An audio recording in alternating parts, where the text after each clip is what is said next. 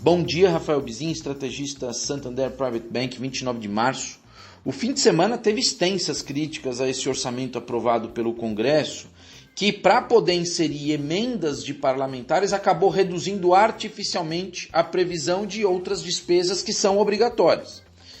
Aí o resultado é que, quando essas despesas obrigatórias mostrarem a realidade e forem realmente mais altas, os gastos discricionários, que são aqueles necessários para custeio da máquina pública, além de ter também os investimentos e tudo mais, eles vão ter que ser comprimidos para poder ficar dentro da regra do teto dos gastos, e se eles forem comprimidos, eles vão inviabilizar o funcionamento e a provisão de serviço público básico para a população. Nesse contexto, e isso aí é aquilo que eles chamam de shutdown, que é a inabilidade, a paralisação do serviço público. Nesse contexto aí, muita gente taxou essa peça orçamentária de uma ficção, uma peça de ficção, a que precisa urgentemente ser corrigida, porque ela, do jeito que está, abala ainda mais a credibilidade fiscal. Ela sugere que está havendo, de novo, as tais das contabilidades criativas, para bular regras e tal, e inviabiliza, inclusive, até a PEC emergencial, que foi votada há poucas semanas. Você está tentando escapar das regras até da PEC emergencial quando se faz isso, Os membros da equipe econômica não querem realmente ter os seus nomes estampados nesse orçamento, sob o risco de incorrerem em crime de responsabilidade, dada a artificialidade com que esses números foram calculados.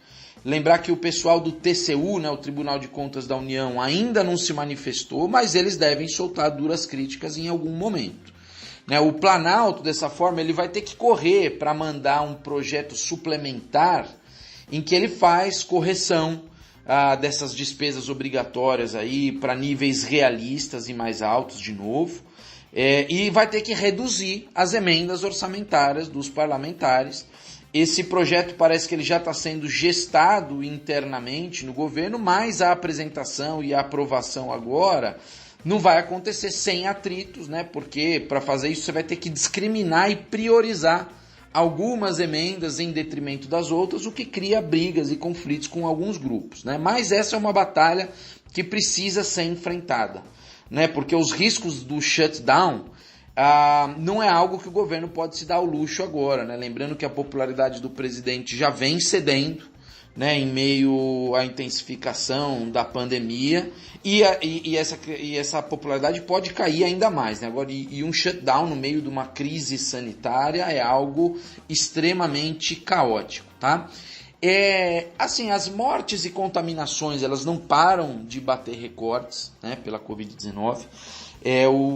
As inúmeras notícias sobre filas em UTI, escassez de insumo para tratar as pessoas, tudo isso é muito ostensivo, essas notícias, e essa situação ela deve perdurar ainda por mais algumas semanas, o que só amplia a comoção pública, que deixa o Planalto mais vulnerável. Agora, no campo das vacinas, aparentemente a gente está conseguindo caminhar para a imunização de 1 milhão de pessoas por dia. É um ritmo que, se for confirmado, ele deve desanuviar o clima, dando mais esperança aí. E esse é, sem dúvida, o fator mais relevante, do ponto de vista sanitário, econômico e político. Todas as pressões elas podem se reduzir se as vacinas forem realmente aplicadas com maior velocidade, a velocidade daqui em diante, Mas, mesmo que isso aconteça, a criticidade da situação hoje, ela não muda, As coisas não vão se alterar instantaneamente. Então, as manchetes vão seguir muito ruins, e as pessoas precisam, obviamente, ainda se preservar ao máximo, No exterior, os mercados eles continuam se deparando com grande vigor da economia norte-americana, mas eles tentam dimensionar os impactos disso, como a gente sempre fala, na inflação e eventual necessidade de um recuo das condições monetárias que hoje são tão estimulativas, nos Estados Unidos. O Federal Reserve, o Banco Central de lá, ele indica que as pressões de preços, né, ao consumidor elas vão ser temporárias e o crescimento extraordinário do PIB ele vai estar mais circunscrito a esse ano, né, que é o ano de saída da pandemia, mas aí continua aquele cabo de guerra para saber se essa é uma leitura que está correta ou se vai ter um sobreaquecimento e preservação da inflação por um período mais longo. Isso aí vai chacoalhando, né, as taxas das treasuries, como a gente fala de forma recorrente. No mais, tem esse pacote de investimentos em infraestrutura, né, nos Estados Unidos, que deve ser encaminhado em 2 etapas, mas ele vai prever possivelmente aumentos de impostos para financiar parcela desses investimentos. Os analistas ainda não têm tanta visibilidade, essa aqui é a verdade, sobre como vai se dar esse aumento de tributos corporativos ou mesmo para pessoa física, né, para grandes fortunas e tudo mais. Se tiver um aumento muito relevante de impostos, né, sobre as empresas, sobre lucro e tudo mais, isso aí pode abalar ainda mais preços de ativos, vamos ver.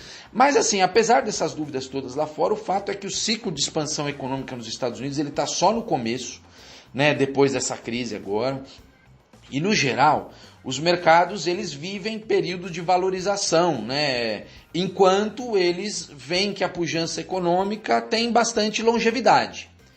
Né? Se parece que você está no fim do ciclo de expansão, os mercados caem mais, mas se parece que você está no começo, como supostamente é o caso agora, os ativos, por mais que eles balancem, eles continuam, né, numa tendência, num processo de valorização, ou pelo menos alguma trajetória mais lateral. Tá? E por mais assim que a gente esteja vendo alguma instabilidade nas bolsas lá fora e outras classes de ativos, como a gente sempre fala, tudo está soando, por exemplo, por enquanto, mais como um ajuste relativo de preços, né, com quedas daqueles setores que subiram de forma muito expressiva no ano passado e que agora precisam de alguma acomodação. Tá? Eu fico por aqui, bom dia a todos.